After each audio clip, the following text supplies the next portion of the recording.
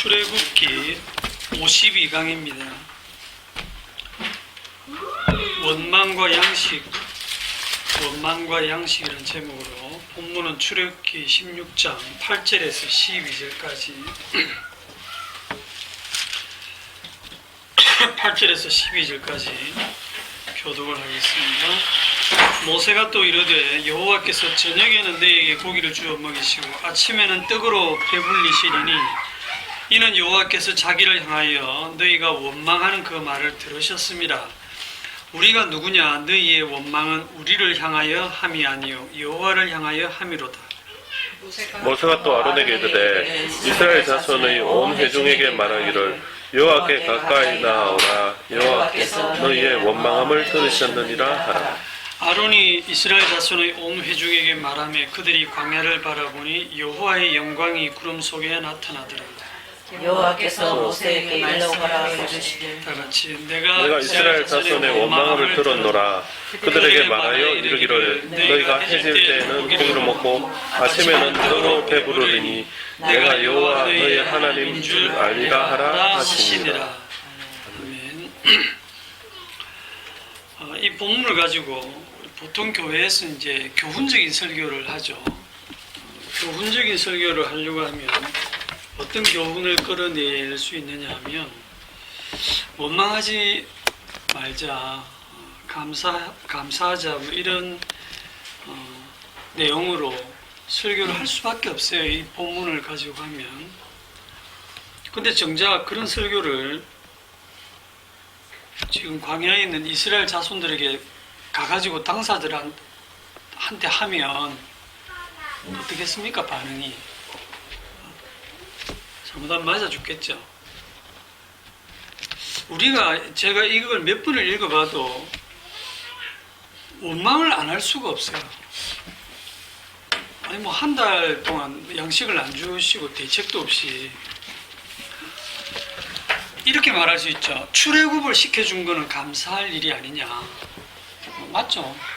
감사할 일인데 그게 이제 감사할 이유가 되지 않고 원망할 이유가 되는 거예요. 왜냐하면 출애굽을 했는데 이 광야로 와서 먹을 것도 없이 물도 없이 먹을 것도 없이 여기서 굶어 죽게 한다. 이거는 생각도 못했다. 이럴 것 같으면 왜 데리고 나왔느냐. 우리 애굽에 살 때가 더 좋았다. 우리를 그냥 두라고 안 했느냐. 왜 우리를 데리고 나왔느냐 하고 하나님이 하신 일이 이제 얼마 전에 감사했던 그게 지금 완전히 전부 다 원망으로 바뀐 거예요.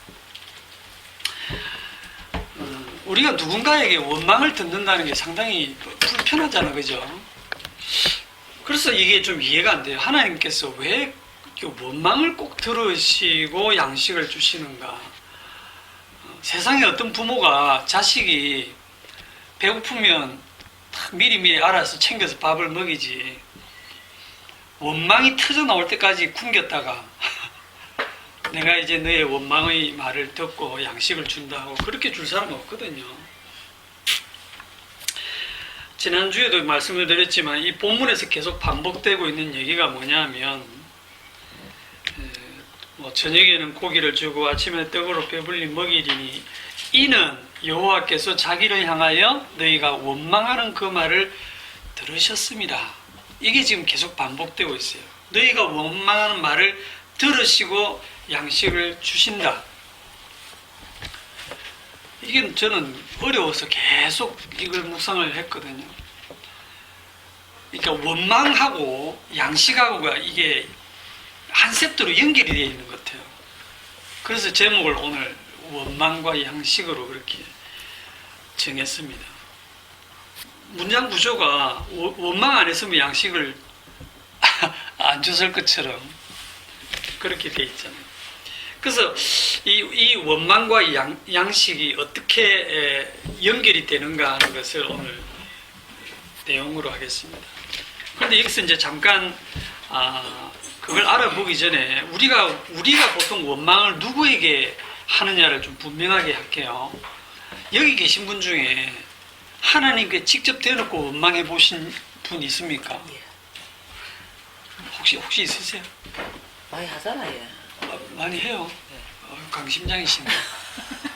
아버지 wak합니까 살면서 아버지와 그거는 뭐 진짜 이래도 저는, 되는 겁니까? 저는 되게 뭐 속상해도 하나님께 직접 대놓고는 못하겠던데. 사람에게 물론 또 많이 하지만 그래서 보통 사람에게 하죠. 여기 이스라엘 자손들도 모세를 보고 원망을 하거든요.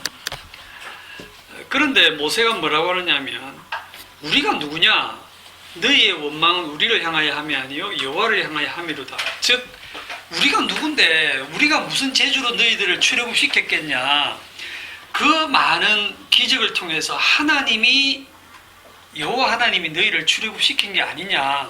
그런데 출애굽한 걸 이걸 너희들이 원망을 하는 거는 우리한테 하는 게 아니고 결국 하나님께 하는 거다. 그 얘기를 하고 있거든요. 그래서 사실은 이제 이게 하나님을 원망하게 되는 거예요.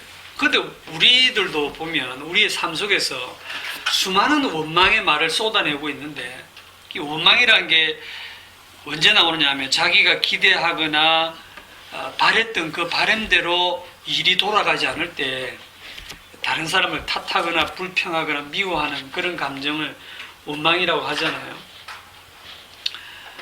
옛날에는 안 그랬는데 나이가 들면서 몸이 여기저기 아프면 그 책임을 누구에게라도 묻고 싶거든요. 저는 거울을 보면 여전히 제 얼굴이 낯설어요. 갑자기 머리가 저렇게 빠지는 게 누구 책임이냐. 이게 나의 기대와 나의 바람도 아니거든요. 정말 상상 못했던 모습입니다. 여러분은 자기 일이 아니라서 별 신경 안 쓰시겠지만 이 딸내미가 사귀는 남자만 보면 전부 사익감으로 마음에 안 들고 그죠? 성훈이 얘기 아니다. 결혼한 신혼부부들도 보면 연애 시절에는 몰랐지만 같이 이렇게 결혼해서 이렇게 같이 살다 보면 그저 연애 시절을 그래 다 좋았는데 살다 보면 이것도 저것도 마음에 다 안 들거든요. 그러니까 보면 내 마음대로 움직여주는 자식도 없고 내 마음대로 배우자가 이렇게 해주는 것도 없고 그런 것들이 자꾸 이제 짜증이 모이게 됩니다. 그게 이제 폭발을 하면 누구를 원망하냐면 딱 가까이 있는 사람을 원망해요. 당신 때문에. 당신 때문에 이렇게 됐다고. 내가 당신만 안 만났어도 이렇게. 그런데 그 당신이 누구냐면 하나님이 옆에 두신 당신이거든요. 세상에 일어나는 모든 일들은 참새 한 마리 떨어지는 것도 하나님 허락 없이는 안 된다고 했는데 여러분 주변에 배치해놓은 모든 환경과 여러분 주변에 같이 있게 하신 그분들이 다 모세입니다. 모세와 아론입니다. 여러분에게. 결국은 그 모든 일의 원인 제공자가 누구냐를 추적해 가보면 하나님이에요. 결국 그래서 여러분들이 주변 사람을 원망하면 안 할 수 없죠. 저도 하는데 뭐. 그게 결국은 하나님을 원망하는 것이다 라는 거예요. 선악과 먹고 나서 아담에게 하나님이 나타나셔가지고 네가 이거 왜 먹었느냐? 내가 너들은 먹지 말라 한 열매를 네가 먹었느냐라고 물었을 때 아담이 뭐라고 대답했습니까? 아담이 이르되 하나님이 주셔서 나와 함께 있게 하신 여자 그가 내게 줌으로 내가 먹었나이다. 이 여자 왜 줬습니까? 이런 여자 왜 줬습니까? 이 여자도 잘못이고 이 여자 준 하나님께도 책임이 있고 이게 딱 선악과 먹고 난 우리들이거든요.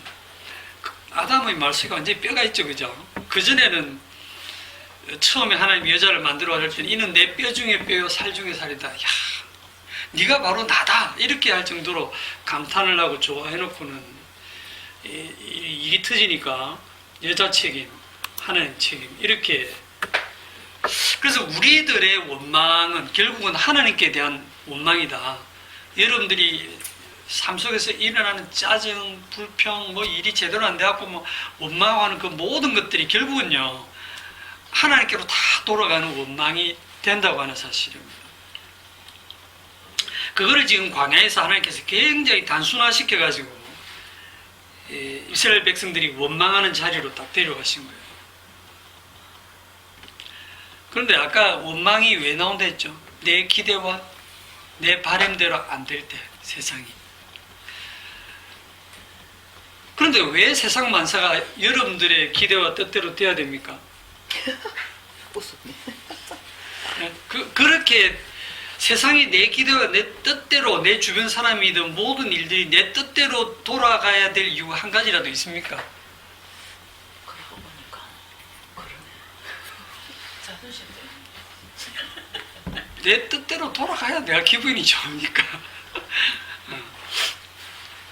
그래서 잘 생각해 보면 이 모든 세상이 내 세상이 아닙니다. 그분의 세상이에요. 그분 중심으로 그분을 위해서 돌아가는 세상이지, 나를 중심으로 나를 위해 돌아가는 세상이 아니에요. 그래서 내 뜻대로 되는 게 없어요.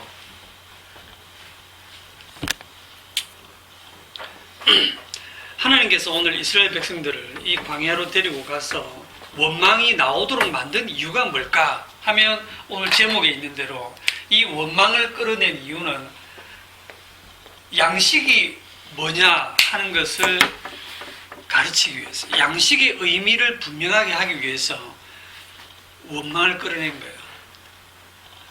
원망은 너의 몫이고 양식은 나의 몫이다.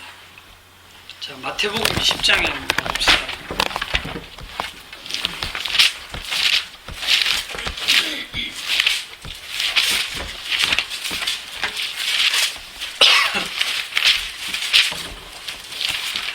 마태복음 20장에 보면 포도원 품꾼 그 비유가 나오는데, 내용은 잘 아시니까 8절부터 볼게요.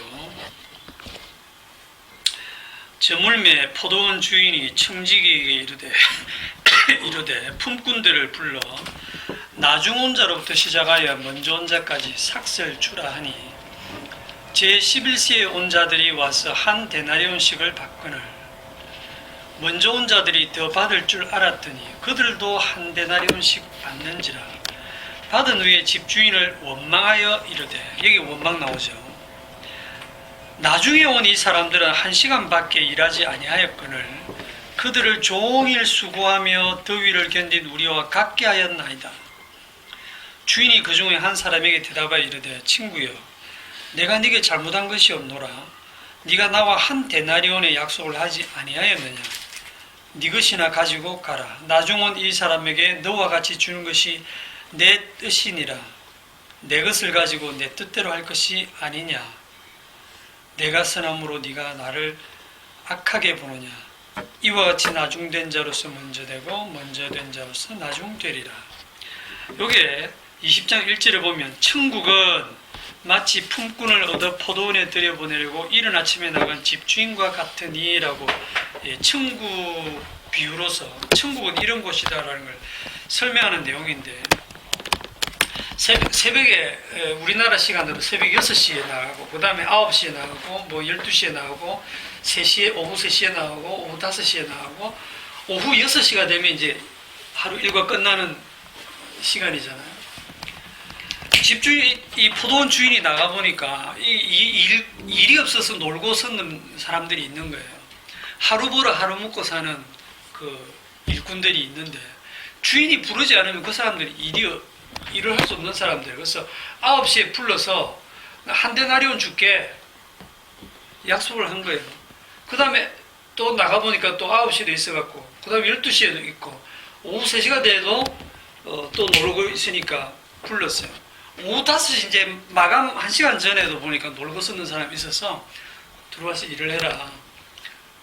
그리고 나서 이제 6시 마감하고 청지기를 통해서 삭스를 주는데, 품삭스를 주는데, 이게 품삭시라고 하는 것은 어떤 뜻을 갖고 있냐면, 일을 한 대가잖아, 그죠?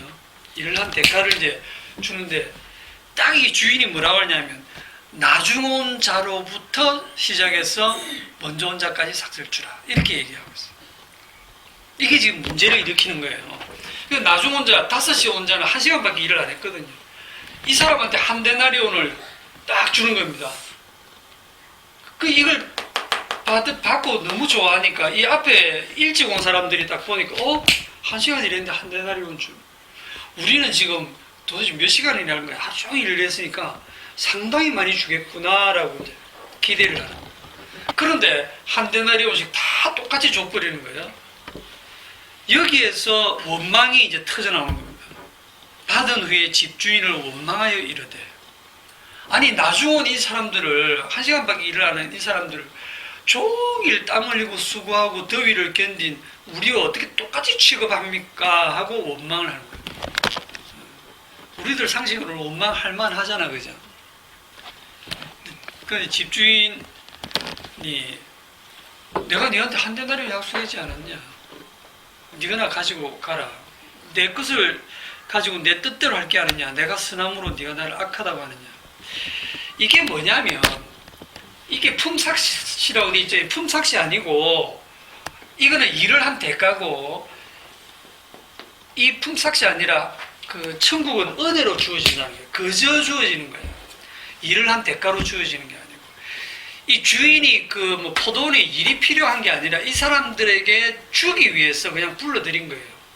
시간하고 관계없이 그냥 놀고 쓰는 사람 다 불러들여서 똑같이 영생을 주는 겁니다. 똑같은 은혜의 선물을 주는 거예요. 그런데 사람들은 그걸 생각 안 하죠. 자기가 일을 한 자기의 수고를 생각하는 거예요. 그러다 보니까 원망이 터져나오죠. 이 은혜를 우리가 양식으로 볼 수 있습니다. 영원한 그 먹고 살 양식으로 볼 수 있는데, 이 원망을 통해서 이 은혜로 주어진 이 양식이 어떤 의미냐 하는 거죠. 그저 주시는 거다. 주인의 뜻대로 그저 은혜로 주는 거지 네가 잘나서 주는 게 아니다라는 것을 보여주는 겁니다.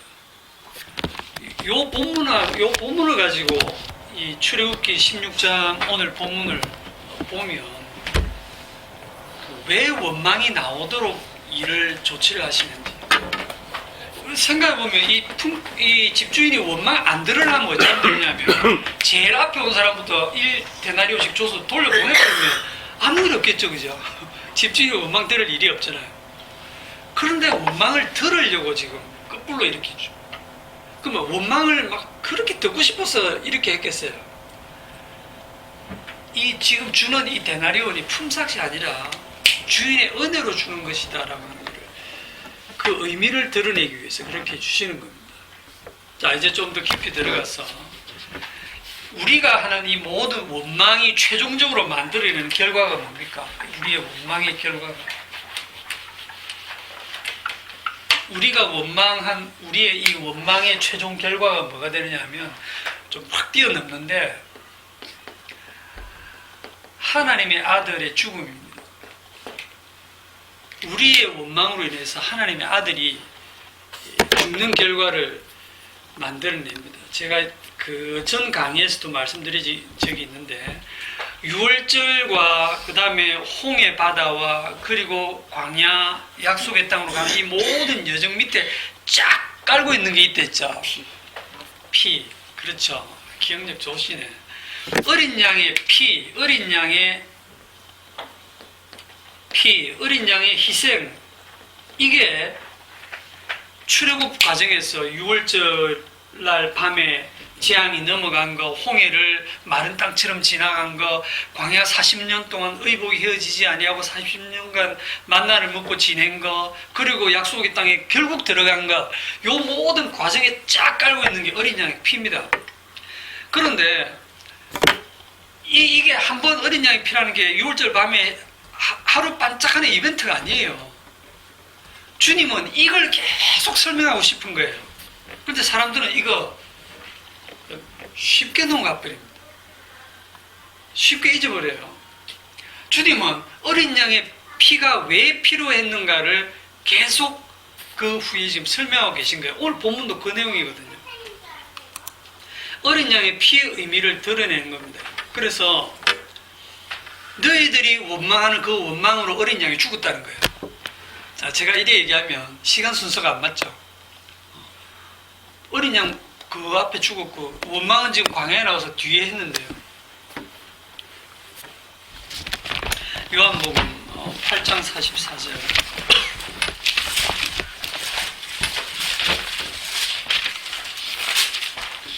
성경을 시간 순서로 보면 안 풀립니다. 요한복음 8장 44절. 다 같이 시작. 너희는 너희 아비 마귀에게서 났으니 너희 아비의 욕심대로 너희도 행하고자 하느니라. 그는 처음부터 살인한 자요 진리가 그 속에 없으므로 진리에 서지 못하고 거짓을 말할 때마다 제 것으로 말하니 이는 그가 거짓말쟁이요 거짓의 아비가 되었습니다. 이 중에서 그는 처음부터 살인한 자요. 이 말씀이 참 어렵거든요. 처음부터 살인한 자요. 처음부터 살인한 자요, 처음부터 원망한 자요, 처음부터 죄인이에요. 그걸 보여주는 게 십자가 사건입니다. 보세요. 십자가 사건이 우리가 태어나기도 전에 먼저 있었고, 우리는 2000년 후에 이제 태어나서, 우리가 뭐를 알게 되냐면, 나의 이 원망하는 이런 죄로 인해서 주님이 죽으셨구나를 성령을 받으시면 알게 되는 거잖아요.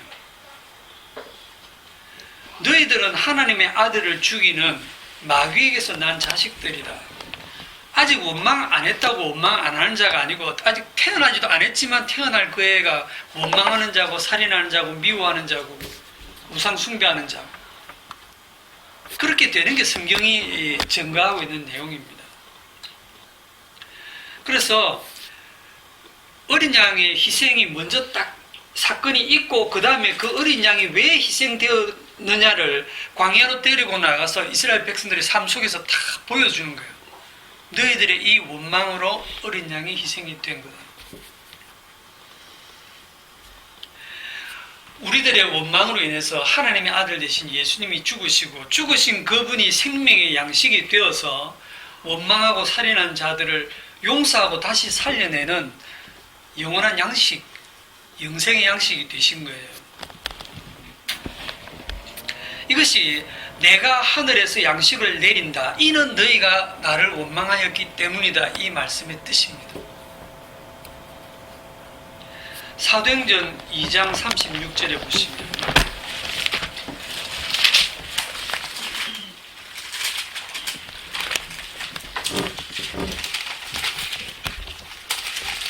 사도행전 2장 36절. 그런즉 이스라엘 온 집은 확실히 알지니 너희가 십자가에 못 박은 이 예수를 하나님이 주와 그리스도가 되게 하셨느니라 하니, 여기서 너희가 누군가요? 교회. 너희가 할 때 이 너희가 37절에 나오죠. 그들이 이 말을 듣고 마음에 찔려 베드로와 다른 사도들에게 물어 이르되 형제들아 우리가 어찌할꼬 하거늘, 마음에 찔려서 우리가 어찌할꼬 하고 이제 회개하고 예수를 믿게 되는 그날에 예수를 믿는 신도 3,000명이잖아, 그죠? 이들, 그러니까 성도입니다, 성도. 교인 성도들이에요. 이 신자들을 향해서 너희가 십자가에 못 박은 이 예수를 했을 때 이들이 이 말을 듣고 우리가 언제 예수님을 십자가에 못 박았어요? 이렇게 따지는 게 아니고, 너희가 십자가에 못 박은 이 예수라고 할 때 그 말 알아듣고 마음에 찔려서 내가 하나님의 아들을 죽인 자구나를 깨닫는 자가 성령 받은 자예요. 너희가 십자가에 못 박은 이 예수, 너희의 원망으로 인해서 죽은 그 하나님의 아들로 인해서 너희에게 생명의 양식이 주어졌다라는 그 내용이거든요. 우리가 날마다 우리에게서 터져나오는 원망과 불평과 짜증이 그분을 죽게 했다고 하는 사실을 아셔야 됩니다. 이런 얘기 들으면 이제 원망 안 해야지 이렇게 나오시면 안 돼요. 우리는 원망하는 자리에 있는 거예요. 원망을 안 할 수가 없어요. 짜증을 안 낼 수가 없고 불평을 안 할 수가 없고, 그러시면서 뭘 알아야 되느냐면 내가 이런 이 주님이 죽으실 수밖에 없구나, 이런 나를 용서하시고 살려내기 위해서 주님이 죽으셨구나 라는 게 이어서 나와야 되겠죠. 이것을 오늘 출애굽기 본문에서는 여호와께서 저녁에는 너희에게 고기를 주어 먹이시고 아침에는 떡으로 배불리시리니 너희들을 먹이고 살리시고 하는 것이, 이는 여호와께서 자기를 향하여 너희의 원망하는 그 말을 들으셨습니다. 너희는 원망하는 자리에 있고 나는 그 원망을 듣고 희생당하고 너희에게 양식이 된다 이런 얘기예요. 자, 12절을 봅시다. 출애굽기 16장 12절에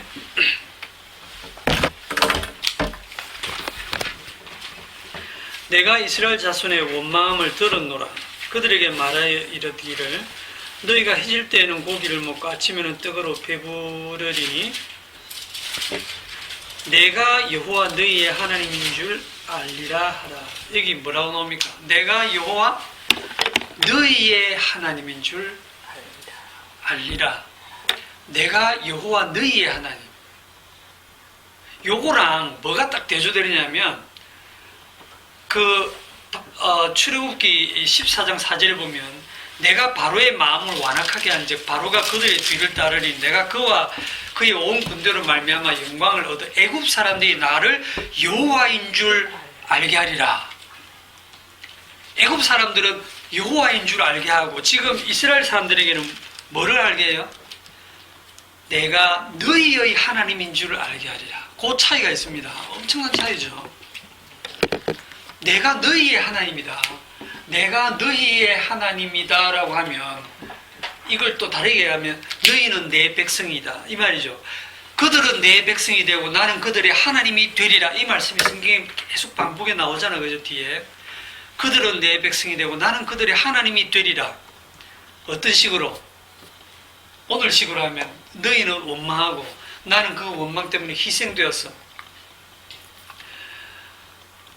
여기에 마태복음 1장 21절에 가면 자 마태복음 1장 21절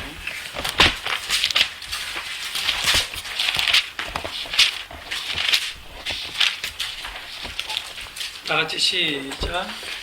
아들을 낳으리니 이름을 예수라 하라. 이는 그가 자기 백성을 그들의 죄에서 구원할 자이심이라 하니라. 자, 아들을 낳으리니 이름을 예수라 하라. 이는 그가 자기 백성을 그들의 죄에서 구원할 자이심이라 하니라.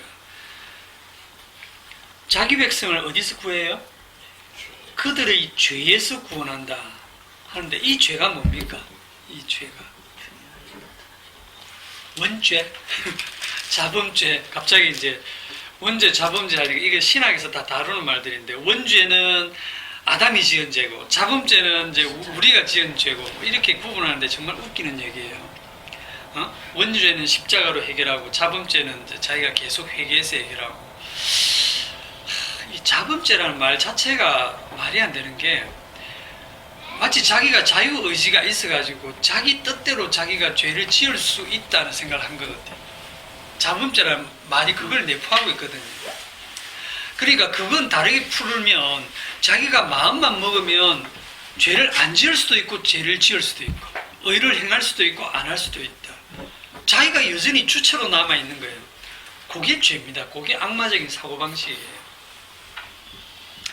여기서 말하는 그들의 죄에서 구원한다 할 때 이 죄는 그런 원죄, 좌범죄, 그런 우리가 생각하는 윤리 도덕적인 그런 죄도 아닙니다. 무슨 죄입니까? 오늘 본문의 원망이죠. 주님이 만들어낸 죄입니다. 예. 참 어렵다. 주님이 자기 백성을 원망하는 자로 만들어내요. 자기 백성에 한해서. 네, 자기 백성에 한해서. 우리들 상식적으로 생각하는 사람들이 상식으로 생각하는 하나님이 누구냐면 하나님이 하늘에서 이렇게 내려다 보시면서 마음을 졸이면서 자기 백성들을 보는데 저놈들이 제발 죄를 안 짓고 좀 의를 행해야 내가 복도 줄 건데 저렇게 죄를 지으면 어떡하나 이러시는 하나님으로 생각하는데 아닙니다. 성경의 하나님은 자기 백성을 죄를 짓게 만드십니다. 참 위험한 발언이다. 아브라함이 죄를 짓게 죄인을 만드십니다. 원망하게 만드시고 아니 안 그래도 될 건데 원망 안 나오게 일을 못 하실 것 같아요. 하나님이 얼마지 해요. 미리 먹을 거 주고 챙겨주고 뭐 물 주고 양식 주고 좋은 길로 인도해서 약속의 땅에 탁 넣어서 막 계속 풍요롭게 해주면 원망할 틈이 없지 뭐. 감사와 찬송이 막 나오게 만들어서 좋은 말만 듣고 싶어 할 수도 있죠. 하나님. 그런데 고려 안 하고 광야로 딱 데려고 나서 막 계속 굶겨. 원망 언제 나오냐? 언제 나오냐? 한 달쯤 있으니까 원망이 이제 터져. 그래, 드디어 나왔네. 이제 양식 줄게. 마음에 드는 며느리 사회. 반드시 원망이 나오게 만드시고 이 원망이 아까 결국 뭐가 된다 했어요? 자기 아들을 죽이는 거라 했죠. 그래서 이들의 죄가 뭐냐면 자기 하나님을 죽인, 자기 구세주를 죽인 그 죄에서 그들을 네가 나를 죽여라, 내가 너를 구원할게, 그렇게 지금 하고 계신 거예요. 6월절 날 밤에 어린 양이 누구 때문에 희생됩니까? 그 이스라엘 장자들을 위해서 희생이 되죠. 그 어린 양 누가 잡아 죽입니까? 백성이 어디 도축장에 가서 죽이는 게 아니고 직접 죽입니다. 자기들이 그 양을 직접 죽여서 피를 흘리고 피를 바르고 그 고기는 구워 먹고 이렇게 하잖아요. 죽이고 피 바르고 고기는 먹고 그 양의 희생을 통해서 양식이 되고 구원이 되는 거예요. 직접 죽입니다. 그러니까 이게 내 살을 먹고 내 피를 마시지 아니하면, 이 말씀이 딱 떠오르는데 요한복음 6장에 가보세요. 요한복음 6장에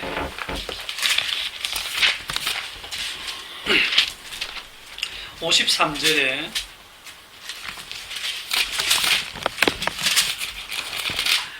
예수께서 이르시되 내가 진실로 진실로 너에게 이르노니 인자의 살을 먹지 아니하고 인자의 피를 마시지 아니하면 너희 속에 생명이 없느니라. 내 살을 먹고 내 피를 마시는 자는 영생을 가졌고 마지막 날에 내가 그를 다시 살리리니 내 살은 참된 양식이요 내 피는 참된 음료로다. 내 살을 먹고 내 피를 마시는 자는 내 안에 거하고 나도 그의 안에 거하나니. 여기서 내 살을 먹고 내 피를 마신다는 의미가 뭐냐면, 유월절 밤을 생각해 보세요. 어린 양의 그 살을 먹고 그 피를 마시고 그 피를 바르고 뭐 이렇게 하는 게 뭐냐면 어린 양을 자기가 죽이는 거예요. 우리의 구세주를 우리 손으로 죽인 거예요. 그러니까 이거를 성령이 임하면 아, 내가 주님을 죽인 죄인이구나를 깨닫게 되는, 그걸 말하는 거예요.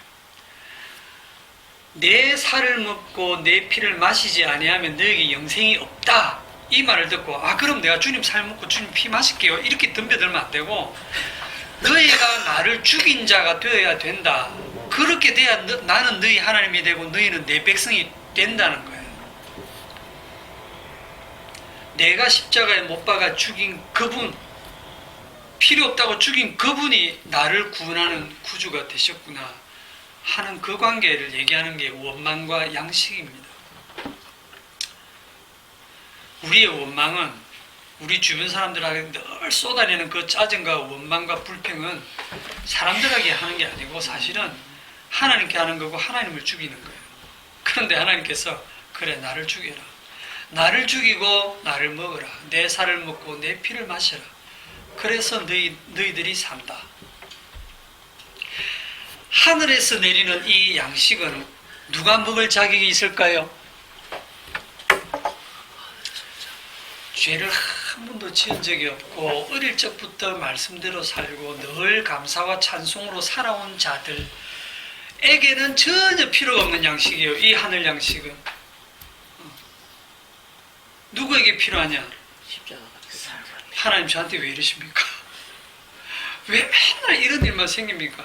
하나님이 하시는 일이 막 그냥 불평과 원망이 터져나오고 죽도록 밉고, 그런 자들에게 하나님께서 그래, 네가 원망 잘했다 하고 그에게 양식을 주시는 거예요. 나는 너희 하나님이 되고 너희는 내 백성이 되려 할 때 그 백성이 하나님께 잘해서 되는 백성이 아니고 하나님을 죽인 그 자를 주님이 살려내서 자기 백성을 삼으시는 거예요. 참 어렵다. 고린도전서 11장을 봅시다.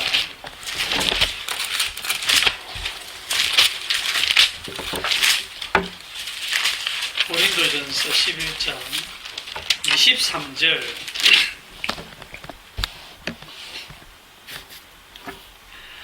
내가 너희에게 전한 것은 주께 받은 것이니 곧 주께서 잡히시던 밤에 떡을 가지사.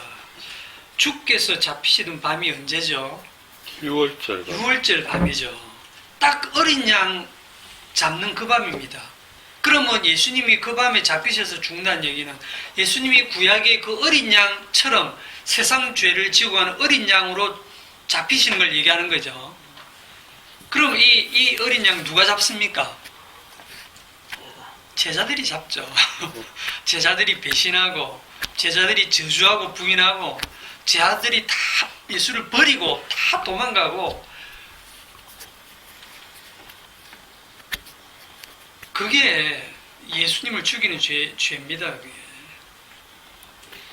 주께서 잡히시던 밤에 떡을 가지사 축사하시고 떼어 이르시되 이것은 너희를 위하는 내 몸이니 이것을 행하여 나를 기념하라 하시고, 식후에 또 그와 같이 잔을 가지고 이르시되 이 잔은 내 피로 세운 새 언약이니 이것을 행하여 마실 때마다 나를 기념하라 하셨으니 너희가 이 떡을 먹으며 이 잔을 마실 때마다 주의 죽으심을 그가 오실 때까지 전한다라는 게 무슨 뜻이냐면, 주의 죽으심이라는 거는 주님이 십자가에 죽었습니다. 그거를 내가 주님을 죽였습니다 라는 거를 내 삶을 통해 계속 나타내는 거예요. 여러분들의 삶에서 늘 터져나오는 원망을 통해서 내가 주님을 죽였구나. 내 몸이 정인이다, 그지? 십자가이지. 그게 십자가의 증인입니다. 십자가의 증인이 여러분들이 계속 죄인으로 드러나는 거예요.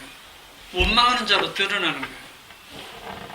그렇기 때문에 27절에 그러므로 누구든지 주의 떡이나 주의 잔을 합당하지 않게 먹고 마시는 자는 주의 몸과 피에 대하여 죄를 짓는 것이니라 하는데, 이게 주의 떡이나 잔을 합당하지 않게 먹고 마시는 이걸 얼마나 오해를 하는지, 내가 이 떡과 잔을 먹을 만큼 당당하고 부끄럼 없이 살아야지. 일주일간 죄 없이. 나를 잘 살펴서 일주일간 정말 죄 안 짓고 잘 살았으면 이 떡과 잔에 참여할 수 있다고 생각하는 거예요.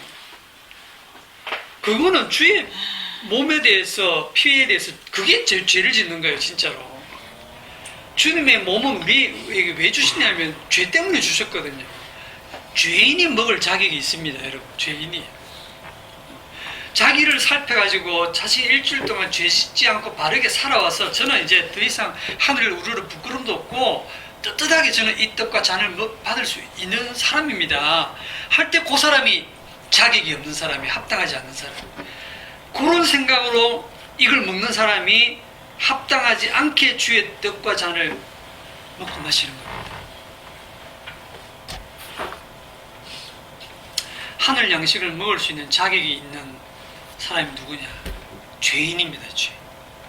건강한 자에게는 의원이 쓸데없고 병든 자에게라야 쓸데있느니라. 내가 의인을 부르러 온 것이 아니요 죄인을 부르러 왔다. 여기 죄인이신 분 손. 자, 죄인을 구원하신다고 하니까 저요 제가 죄인 되겠습니다. 저 죄인입니다라고 고백하면 되는 줄 알고, 그게 이제 교육받아서 된 죄인이거든요. 하도 성경 공부 많이 하고 교육을 많이 받다 보니까 이게 관념적으로 내가 죄인이야. 나는 죄인입니다. 죄인이 너무 즐거워. 나는 죄인입니다. 그런데 그렇게 교육받은 죄인이 아니고 주님이 죄인으로 만들어낸 자가 당신의 백성 진짜 죄인입니다. 그러니까 이 구원받는 죄인 되는 거 이거 진짜 어렵습니다. 구원받는 죄인. 자기 힘으로 죄인 되는 거 아니거든요.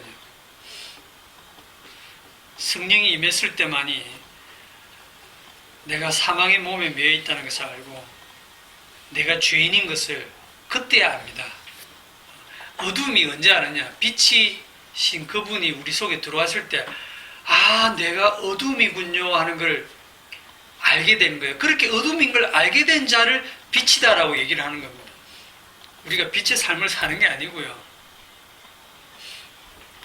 성경에서 원망에 대한 그 키워드를 가지고 성경을 쭉 구절을 여러 개를 검색을 해보는데, 신약 성경에서 몇 가지 구절을 제가 읽어드리면, 빌립보 2장 14절에 보면 모든 일을 원망과 시비가 없이 하라.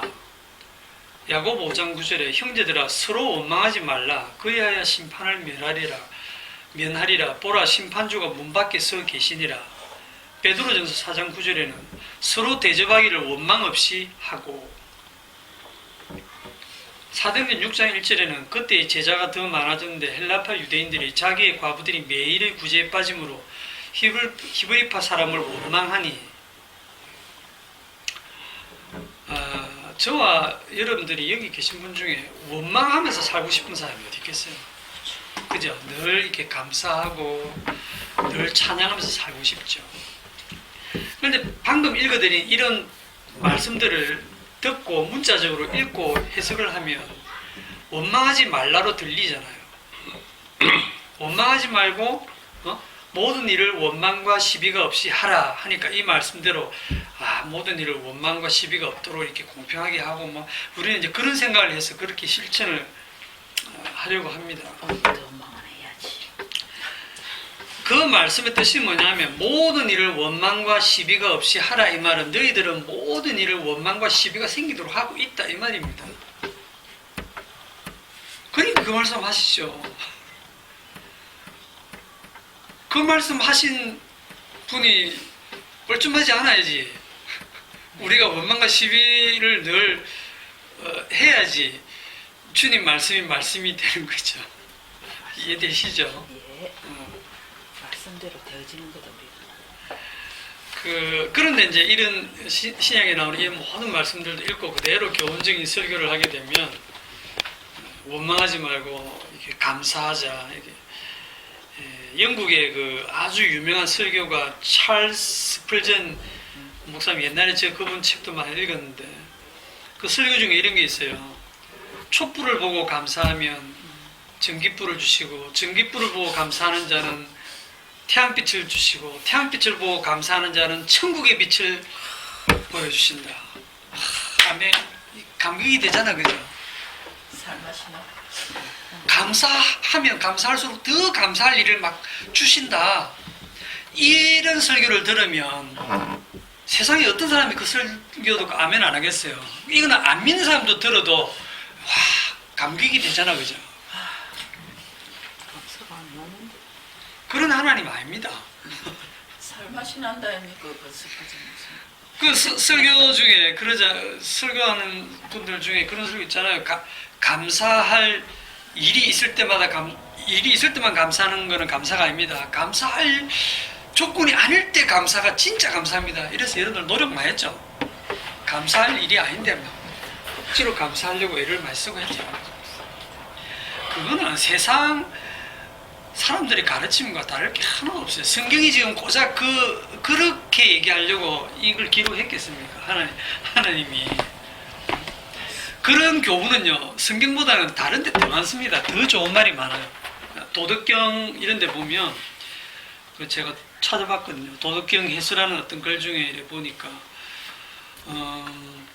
불평과 불만족은 감사를 모르는 데서 생겨난다. 알고 보면 감사할 일이 너무 많지만, 우리는 응당 감사할 일도 감사하지 않으며 감사와 은혜를 잊고 산다. 태어남과 살아있음에 감사하지 않으니 죽을 고생을 하다가 죽게 되며 도의 은혜를 모르고 보존할 마음도 없으니 배신을 겪고 되는 일이 없어진다. 부모 은혜를 당연하게 여기니 원망만 하게 되고 원망하니 자신의 모든 일이 막히게 된다. 스승의 은혜를 모르니 자기 스스로 안 것 같고 청출어람을 꿈꾸나 교만에 빠져 넘어진다. 이런 글귀들 읽으면 참 다 공감이 되고 아멘 하고 싶으시잖아요. 그 맹자가 그런 말을 했어요. 군자는 하늘도 원망하지 않고 사람도 탓하지 않는다. 좋은 말이죠.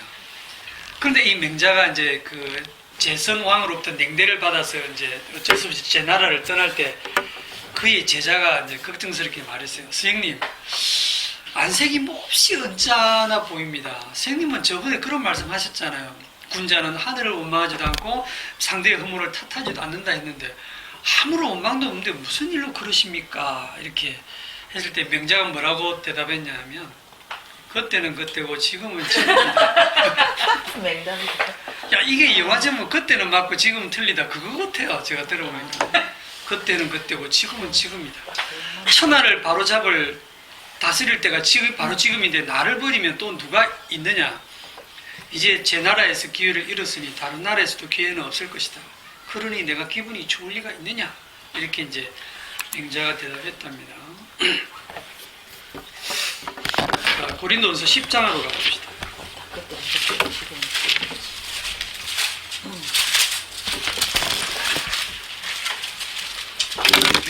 맹자왈 해도 다 거기서 거기고 성경 말씀을 가지고 그런 맹자 공자가 하는 얘기랑 똑같은 수준으로 얘기를 해서는 안 됩니다.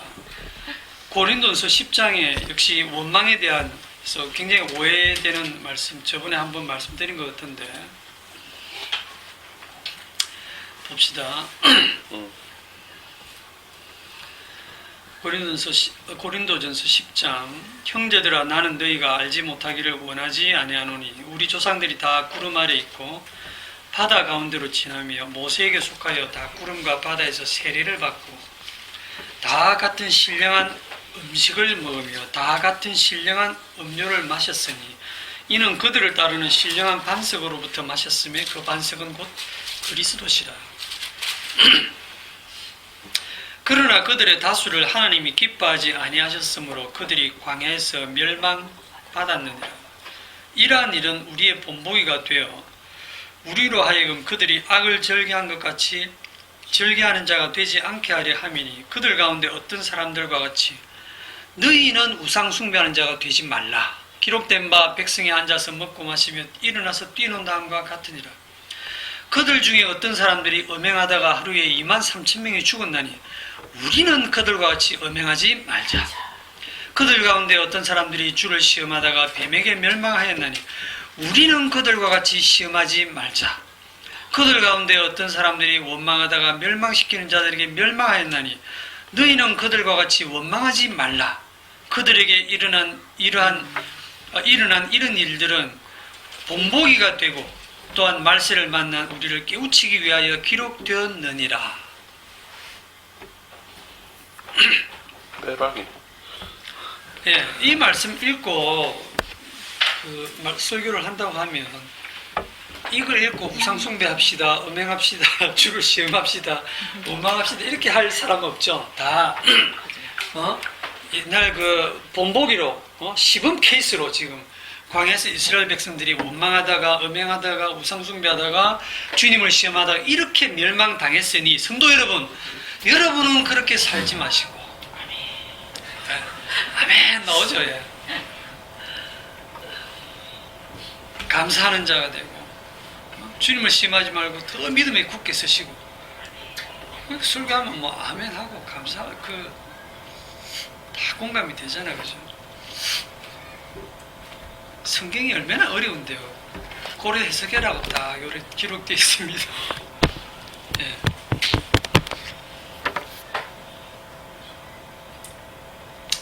광야에서 다 멸망받았다고 하니까 이 사람들 다 지옥 갔다 이렇게 생각하시면 안 됩니다. 지금 이 사람들 애굽과 광야가 이랬는데 저번에도 이 그림 한번 그렸는데 애굽에서 끌어내 가지고 광야로 왔잖아요. 그죠? 광야로 들어온 이 사람들을 뭐라고 하냐면 그 스데반은 광야 교회라고 합니다. 교회입니다. 교회. 세상에서부터 끌어낸 사람들, 하나님의 백성, 너희는 내 백성이고 나는 너희 하나님이 되리라고 한 그들이에요. 여기 뭐가 깔려있다 했습니까? 어린 양의 피, 어린 양의 희생으로 인해서 만들어낸 백성들입니다. 애굽은 저주받은 세계고 하나님의 진노 아래 있는 세계고 약속 밖에 있는 세계고 이 광야는 피로 살기 힘들지만 이 광야가 어디냐면 진짜 하나님과 동행하는 세계고 약속 안에 있는 세계고 그 어린 양의 피의 공로가 담겨 있는 그 세계입니다. 이거 완전히 다른 세계예요. 애굽에서 이 광야로 자기 힘으로 들어갈 수 있는 사람이 없어요. 아무도 못 들어갑니다. 그런데 이 현실을 보면 별로 들어가고 싶진 않겠죠. 저기 들어갔다가는 뭐 가늠했다 하루에 3,000명이나 죽어야 되고 23,000명이나 죽어야 되고 고생. 시험했다고 막 멸망당하고 원망했다고 막 뱀이 와서 물고 그런 신비한 세계에 누가 들어가고 싶겠습니까? 그런데 여기 보면 본보기라는 말씀이 있어요. 11절에 그들에게 일어난 이런 본보기 같대요. 이게 거울입니다. 거울. 거울이 돼요. 거울이 뭡니까? 거울 딱 보면 누가 보입니까? 제가 보입니다. 네, 거울을 보시면 내가 보입니다. 거울을 딱 보시면서 내가 우상 숭배자네, 내가 음행하는 자네, 내가 주님을 시험하는 자네, 내가 원망하는 자네요. 이게 보여야 돼요. 그래서 나는 멸망당에 마땅하네요. 그 얘기입니다, 이게. 그게 이 성경을 지금 바르게 보는 거예요. 그런데 이걸 가지고 우리는 이걸 본보기로 삼아서 우리는 잘하죠. 시범 케이스로 당한 이들처럼 당하지 말고 우리는 제대로 하자. 그렇게 해석을 하면 그게 뭐 2000년 동안 성경 해석을 그렇게 해왔으니까 결국은 뭡니까? 나는 우상숭배 안에서 나는 기어이 살아남아야지. 나는 음행 안에서 나는 살아야지. 나는 주님을 시험 안 하고 살아나야지. 나는 원망 안 하고 어떻게든 이들처럼 광야에서 멸망하지 않고 살아야지. 그게 악마적인 사고방식이고 그 인간의 그 악마적인 본색을 드러내는 말씀이 요 말씀이에요. 요 말씀 딱 주니까 전부 그래 해석하잖아. 그죠? 지키겠다고 드는 율법이죠. 예, 딱 요대로. 자, 광야의 이스라엘을 보세요. 지금 광야의 이스라엘을 보시면서 여러분이 거울을 보는 겁니다. 여러분들이 이 원망하는 이스라엘 백성을 보면서 뭐 원망하나 좀 참고 감사하지 이러시면 안 돼요. 아유, 당연히 원망 나오지. 나도 이 자리에 가면 앞장서서 원망하고 데모하고 날 키우겠다. 내가 이들과 똑같다. 그 원망으로 인해서, 그 우상 숭배로 인해서, 그 음행으로 인해서, 그렇게 주님을 시험함으로 인해서 그것이 하나님의 아들을 죽인 거구나. 그래서 나의 이 원망으로 인해서 희생당한 주님, 그 주님이 나를 살려내시고 나를 영원한 생명에 들어가게 한다는 사실. 그래서 나의 원망으로 인해서 그분이 생명의 양식이 되었다는 사실입니다. 오늘 여기까지 하겠습니다. 기도합시다. 하나님의 말씀 속에 숨어있는 주님 깔려있는 그 어린 양의 피를 포기하시고 내가 원망 안 하고 내가 우상 숭배 안 하고 내가 주님을 시험 안 하고 내가 음행 안 하면 살 수 있다라고 하는 그런 생각이 아니라 광야 교회를 보면서 내가 바로 저런 모습이고 멸망받아 마땅한 자라는 것을 깨닫게 하시고 이런 죄로 인해서 희생당하신 주님의 피의 공로를 더 깊이 알아가는 우리의 남은 생이 되게 하옵소서. 예수님의 이름으로 기도드립니다. 아멘.